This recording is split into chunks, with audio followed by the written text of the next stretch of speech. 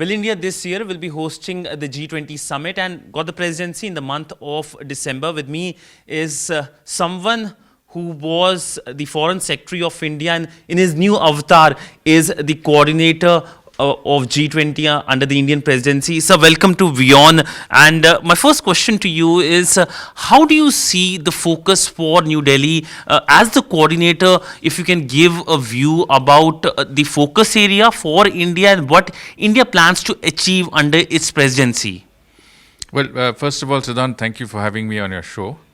When you talk about broad priorities of India's presidency, I think the Prime Minister did refer to them in his address at the Bali G20 summit, which was held in November last year. He essentially outlined that our priorities will include the areas of accelerated, inclusive and resilient growth. After all, growth and the need to stimulate growth is a great priority, not only in the G20, but also countries in the developing world. The world is undergoing, the pressures of inflation, supply chain disruptions, increasing, I would say, costs of fuel and fertilizers and food. The need to ensure that there is growth on a global basis is very important.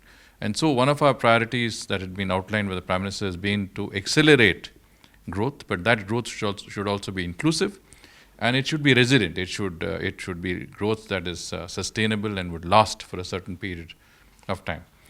The other priority that was outlined was on the Sustainable Development Goals. As you know, we are in the middle of that process, and that is the process that the UN and the international community had endorsed. And these were areas that covered socio-economic development and important areas for any country.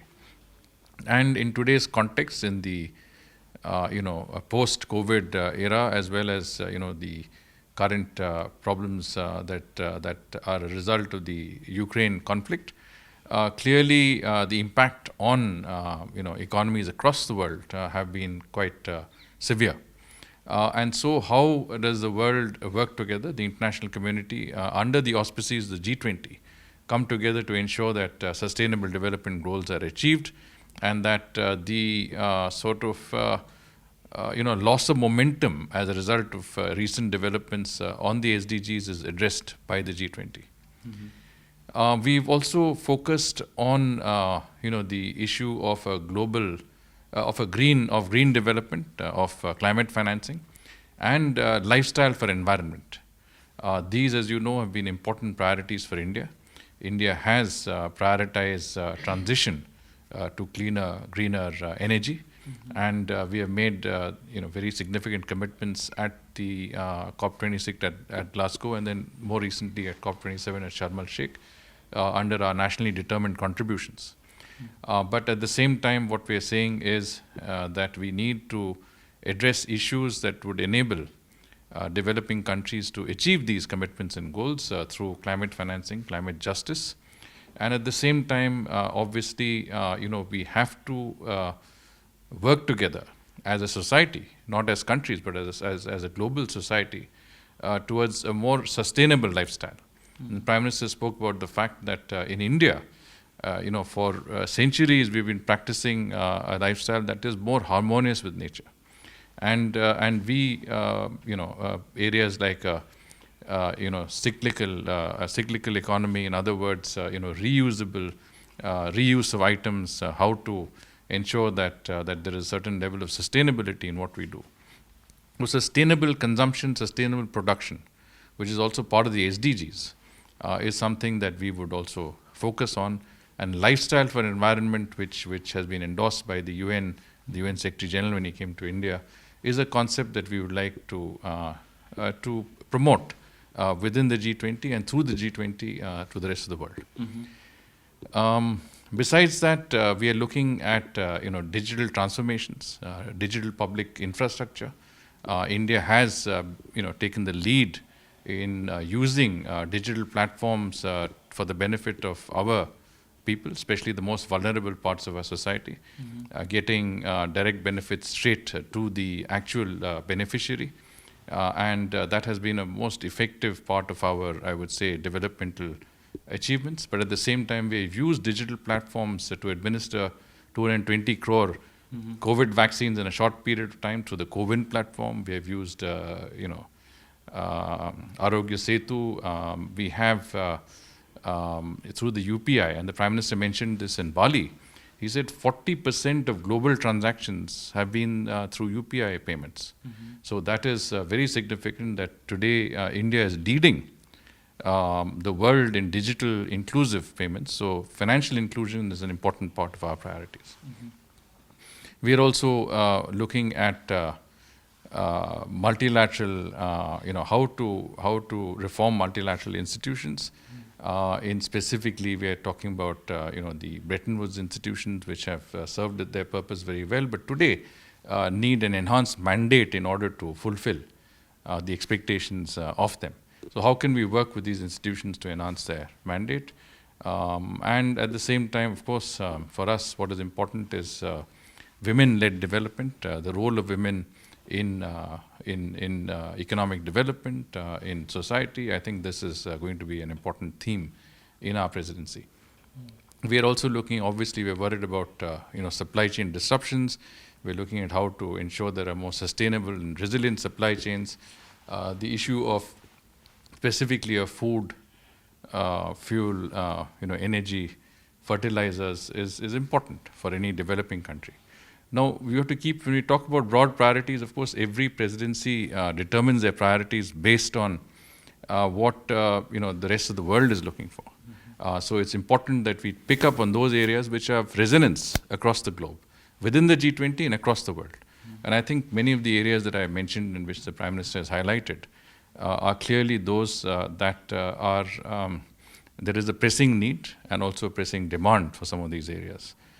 So we will, I think, as we move along, work with our G20 partners in broad basing and getting traction and consensus for some of these priorities that I mentioned.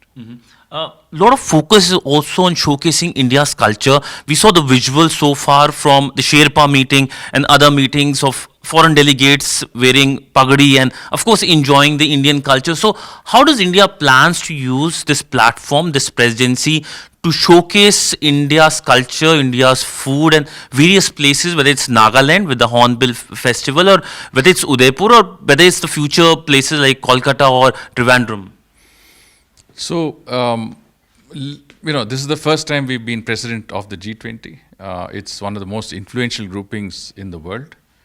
It is a unique opportunity for us not only to place our narratives on the global agenda, but also to be able to showcase our developmental achievements and experiences, our cultural heritage and diversity, and our tourism potential. And that, I think we would be certainly working on some of these areas that you mentioned as part of our larger objectives in hosting such a huge and significant event such as the G20.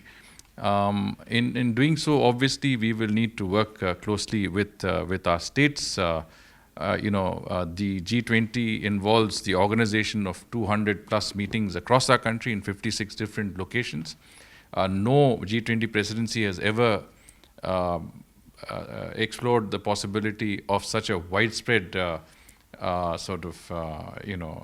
number of meetings. Other presidencies have held it in 10, 15, 20 locations, but 56 locations is a record within the G20.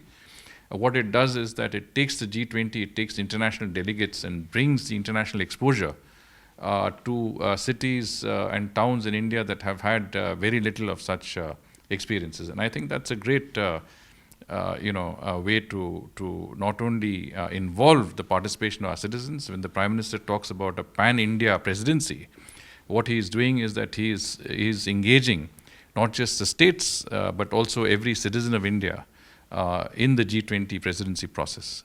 So it is through the Jan Bhagidari and Jan Andolan mode that we will popularize what G20 is and what India's role in the G20 is, and take it down to the grassroots level. So when you work on organizing meetings in 56 different locations, obviously we will have to do it with all our stakeholders and partners and right down to the grassroots and the district level and the local levels.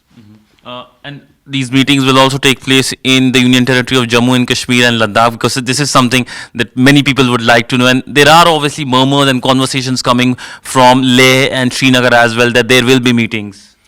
Well, I mean, when we talk about a pan-India basis, the idea is that, you will have meetings across the country, in every part of our country. And the calendar is still being worked out. We've released the first 3 months, and we will continue to release details of the calendar as and when they are available. But in principle, I think when the Prime Minister speaks about a pan-India basis, it covers every part of our country. So this is an issue that perhaps is not being touched upon, perhaps I haven't seen, is logistics. In terms of logistics, how tough it is to host a summit of this scale, which is perhaps one of the biggest summit India is hosting in its 75 years of independence history. So if you can talk about that and what measures are being taken, whether it's hotels, whether it's cars, or whether it's other measures for the foreign delegates who are coming to India, to various parts, whether it's the national capital or the regional capitals. But that's an important question, because we have to understand what the magnitude of the organization of such a presidency is. When we hosted the NAM and CHOGM summits way back in 1983, and those were the last big summits we hosted. Of course, we had the India-Africa Forum Summit more recently in 2015. But these were one-off summits. There was a one event. The G20 is 215 different meetings across our country, culminating in the summit, in which you will have heads of state and government who will be the guests of our Prime Minister in New Delhi. But these meetings that we will host will be across the country. As I said, 56 locations. Many of these locations have had very little exposure to international events, and where capacity is also limited. So our endeavor is also to create capacities, to work on infrastructure, roads, I would say upgradation of airports, beautification of cities, signage, working on training of people for soft skills, whether they're tourism providers like tour guides, taxi drivers, etc., or whether they are policemen who are working with the G20, they're being trained by the Bureau of Police Research and Development, or training by our protocol division, the MEA of liaison officers dealing with delegates. So we are working not only to increase capacity at the level of the states and cities where these events will be held, but also of personnel. Human resource development is also an important part of that. Through the University Connect program, we are connected to 75 universities across the country, including in the 56 locations where we'll have meetings. And all of these universities will contribute young, enthusiastic students who will be G20 volunteers, who will be in many senses G20 ambassadors in their universities, and we will involve them in the organizational process.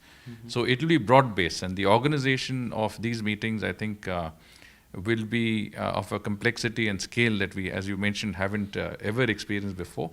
Our Prime Minister has said this will be an impeccable and uniquely Indian experience of the G20 presidency, and every effort is being made to ensure that these meetings are held, with the highest levels of quality, efficiency, and I would say organization that is possible. We have already had 5 meetings in 3 different venues. You mentioned Udaipur, where the experience of delegates has been absolutely enthralling. And delegates came out of the airport and they were greeted by folk dancers from Rajasthan. They had the tika applied on their forehead. They were received with a great amount of warmth and affection. They were witness to cultural programs which were very, very unique, representing Rajasthani culture. Let me emphasize that the endeavor is to provide them with a taste of the culture of that region or that place that they go to. So in Rajasthan, Rajasthani culture; in Maharashtra, it was Maharashtrian culture; in Bengaluru, it was Kannada culture, and so on. And we will be having a meeting shortly in Kolkata, and I'm sure they will be introduced to Bengali, Bangla culture. So in many senses, it also presents to delegates not only the diversity, but also the sort of heritage that we have in terms of our cultural and tourism potential. So right from the tying of safas to being exposed to millets. This year is the International Year of Millets. So when we present them with the cuisine of different places in different parts of India, we will certainly have millets. I think we all know that traditionally millets has been, part of our diet in India across the country. You go to the north, south, east, and west, millets has been a part of our diet. Today it is considered a superfood, and we have promoted millets. We have worked to get millets declared in 2023 as an international year for millets. But what is millets? I mean, it is a crop that is highly nutritious, a food that is highly nutritious. At the same time, it grows with very little water. It is, in many senses, climate resilient, and so in today's context, where climate change is an ever-present factor, I think millets comes out as something which is unique and which the world needs. So millets are indispensable in today's society. And so we will present millets also along with the cuisines of the different parts of the country. So in Rajasthan, they had the makki ki roti, which is, or bajre ka roti, and so they were exposed to different parts of our, traditional cuisine. And I think as we go along to different parts of our country, delegates will be, have the opportunity to witness the enormous cultural richness and diversity of our country. And if I can ask another question related to the manpower, how much of MEA has been involved? I know MEA is entirely involved in it, but in terms of the human resource, because I saw on the website the G20 Secretariat having a lot of IFS officials now working for the Secretariat. If we can talk about the MEA bit of the entire G20 event in terms of the events which are taking place, managing them, dealing with the diplomats, doing whether it's the showing of the culture, but also the hard diplomacy. Well, the G20 Secretariat really has officers from different ministries and departments across Government of India, and it also has representatives of different ministries based here. So it's really a whole of government approach. A large number of officers have been contributed by the Ministry of External Affairs, but we have officers from the police service, from the audits and account service. We have people from the paramilitary. A number of officers, senior officers from the defense forces, bring their valuable experience, to the G20 efforts, and so it's a composite effort. It's a whole of government effort, which includes the state governments, and in many senses, the whole of country and whole of society effort in organizing an event of the magnitude of the G20 presidency. Sir, in terms of the grouping G20, do you think now this is the grouping which is essentially leading the global affairs? Because the UN looks very defunct, because primarily there is no reform which is taking place, and it's seen doing nothing at a time when the international community is dealing with number of global crises. It looks like the G20 has taken that role. Do you agree with this assessment? Well, the United Nations and the Bretton Woods institutions like the IMF and World Bank were set up, in the post-Second World War era. And they were set up to deal with global issues and challenges of the time. And they've done very well. But in the 21st century, the range of issues that have come up and the challenges that are with us possibly have, very, very starkly brought to us the need for a reform of the multilateral system that we know today in order to keep up with the times, but also in terms of the representation. Now, what the G20 does, it's a group that brings together not only the most influential countries and the largest economies in the world, but also in the process brings together the UN and the IMF and World Bank, the very institutions that are part of that global decision-making process. So it's a very inclusive group. It's a very representational group. And this is a group that when its decisions really cut across the globe, and its decisions have an impact that is really salutary in many senses. So when you talk about the challenges of today, the G20 has in its composition, in its membership, the ability to take those decisions that could address and provide solutions to some of those challenges. It's a different thing that there could be some level of polarization, but when there is consensus, then the group comes up with solutions that are, I would say, lasting. And what, of course, is important is that the rest of the world looks to the G20 to provide really many of the solutions to the challenges that confront them. Whether it is an issue of indebtedness, whether it's an issue of inflation, whether it's an issue of paying very high prices for basic necessities like fuel and food. These are the issues that confront many of the developing countries of the world, and these are the issues that many countries are saying, look, it's groupings like yours that need to come up with solutions. Clearly, the UN and the Bretton Woods institutions by themselves may not have the capacity or the representational composition to come up with those solutions, but the G20 can. So here we inherit the presidency at a critical time when, I would say there is a great deal of uncertainty, political uncertainty, economic uncertainty, security-related uncertainties. And the G20 has the ability to take those decisions that are important for not just the membership, but the entire global community as such. And do you think, sir, the grouping can expand, has the potential to expand? There have been conversations going on that the African Union should be added as another member. And we, of course, under our presidency have invited a whole host of countries, including countries from the African continent like Egypt. So how do you view this as? So, the G20 has the ability to, it's an inclusive group, so it can add on those countries and international organizations and regional organizations that they want to. For example, the G20 has 19 countries as members and one organization, which is the European Union. It also has within its composition, the UN, IMF, World Bank, OECD, the Financial Stability Board. These are always part of the G20 process. In addition, the African Union, NEPAD, which is the new economic partnership for African development. The ASEAN are permanent invitees to the G20 process. So they are already there. They are there in every meeting of the G20. G20 presidency has, can invite any other country or international organization. From our side, we have invited our immediate neighbor, which is Bangladesh and Mauritius. We've invited countries from the Gulf, which is UAE and Oman. And we've invited Nigeria and Egypt. And in doing so, we have the largest ever representation of Africa in the G20. Because there are already three. The South Africa is a member. You've got African Union and NEPAD. But in addition to that, you have Nigeria from West Africa, you have Egypt from North Africa, and you have Mauritius from the oceanic part of Africa, which is a member, which is going to be part of our G20 presidency process. So they will be there in all the meetings.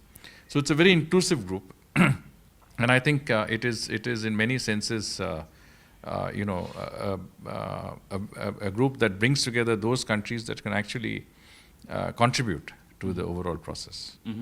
So my last question to you is, this is a question you must have heard off and on, is the role India can play as the president of the grouping when it comes to the divide between West and Russia. The ongoing conflict has been having its impact on the grouping. The Indonesians essentially had to grapple with it, and now we are the inheritors of that problem, to use the phrase. So the role India can play in bridging the divide between West and Moscow. Well, Prime Minister has been on record to say that today is not a time of war, and the only solution to the conflict is peace and diplomacy. So dialogue and diplomacy is the way out, and I think if you see his phrase has also been used in the Bali Declaration. What he has said, that today is not a time of war, has figured in the leaders' declaration in the G20 summit in Indonesia, Bali. And I think it represents the thinking of countries across the world that a continuation of the conflict does not help any of the parties. That there is a real need to come together and find a way out, a peaceful way out of this situation. External Affairs Minister Dr. Jaishankar has been on record to say that we have serious concerns in the way the conflict is going, and of course of its impact on the rest of the world, especially the developing world, which is really not a party to the conflict, but yet faces the collateral brunt of the conflict, whether it is through food, fuel, or fertilizer costs of inflation, foreign exchange reserves dwindling, indebtedness. All of these are really, in some senses, an adverse fallout of the Ukraine conflict. And do we expect all the leaders to be present, including President Putin, at this year's G20 summit? He has been missing out at the G20 summit for the last 2 years, whether it's Italy or Indonesia. So New Delhi will be different, sir? Well, Prime Minister, as you saw, recently, spoke to both, President Putin and President Zelensky. And again, he reiterated the need for diplomacy and dialogue, in finding a peaceful way out of the conflict. And certainly, I think our expectation is that, G20 participation should be complete, and that all G20 countries will be a part of our presidency. And this is an important process, and we expect that every country will participate in that process. Well, thank you so much, sir, for speaking Just one point I wanted to add is that, you mentioned about the organization of meetings. Just coming back to that point, and I think it is important to note that, in this organization and in terms of the importance that we attach to the meetings and, the level of high-level oversight to these meetings. For every meeting, working group meeting, you'll have a cabinet minister who will go and address the group at the opening session. You also have, a cultural event and a formal dinner that's part of the process. And in every state, the dignitaries concerned, the governor, chief minister, important representatives of the states would be involved. So both from the center and the states, there would be representation in all working group, and of course ministerial meetings already are at ministerial level, but even at working group meetings, we will have high-level participation in the form of cabinet ministers and state dignitaries at the public events that will take place. Well, thank you so much, sir, for speaking to WION and giving us an insight of how things are going and what will be the focus for New Delhi under its presidency of this mega grouping. Thank you so much, sir. Thank you, Sidhant. Well, that was the G20 coordinator speaking exclusively to WION on several issues with video journalist Chandrasekhar, Sidhant Sibal for WION in New Delhi.